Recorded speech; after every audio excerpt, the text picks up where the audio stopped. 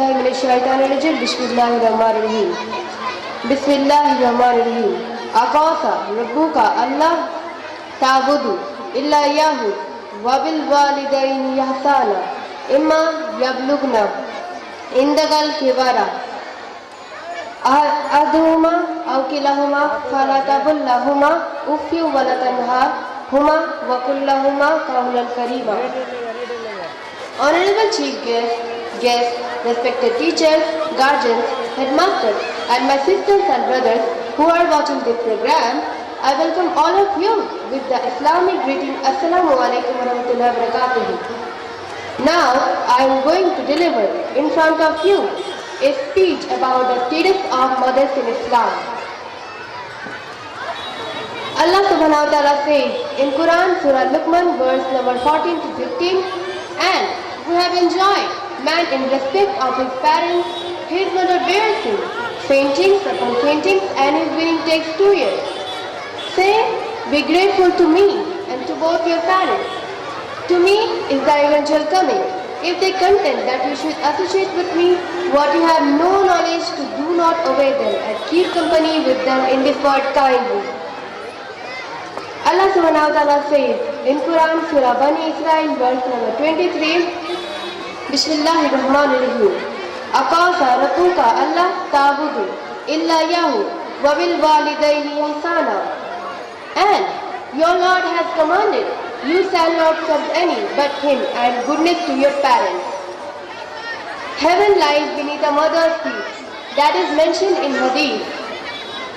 God's satisfaction lies in consent with parents and His wrath in their wrath. That is also mentioned in Hadith. If you wish God to grant you long life, make your parents happy. In glorifying the position of a mother, Islam has confined itself to advice, injunctions, or a series of verbal conceits. But as a legislator, it has also regarded the command and prohibition by a mother is something obligatory to follow in some cases. For example, when a case which is recommended by God comes across the prohibition by a mother, children are advised to follow their mother's order. If an offspring wishes to observe the recommended fast for the sake of a spiritual reward or undertake a religiously recommended trip, but his mother forbids it, it is incumbent upon him to follow his mother's order. If he disobeys her in this respect, he does not only fail to get a spiritual reward, but his refusal to obey also means committing a sin. Another case in which a mother's prohibition is respected even in comparison with God's command is when an obligatory divine order comes across a mother's prohibition on the condition that the action concerned does not fall within the imperative or obligatory injunction, such as daily prayer or the fast of the month of Ramadan. I can also mention a hadith. A man came to noble prophet of God saying, O prophet of God, I am young and vigorous and ready for action and service and wish to go to battlefront for advancement of Islam. But my mother does not let me leave her alone and go to war. The noble prophet said, go and stay with your mother. I swear to God, who chose me as prophet, that the spiritual reward which you receive for serving her even one night and making her happy with your presence is greater than a 1-year holy war. Can you imagine how the status of mothers in Islam is? Subhanallah. Islam considers respect for parents and observance of their rights to be the greatest duty of a person after the divine injunction. The Quran says in this connection, Anishkur li wali wali daika. Be grateful to me and to both your parents.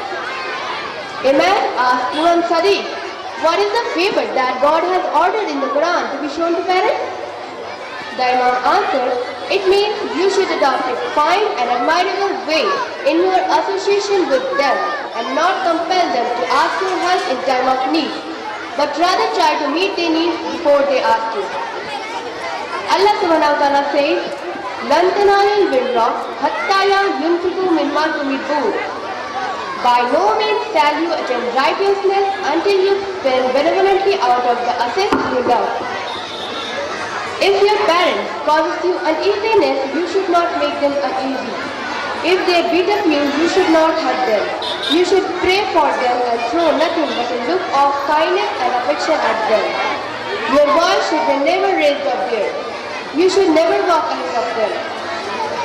Naturally, only such a mother who performs her motherly duties perfectly and brings up a useful and competent individual with her overall effort can enjoy these rights.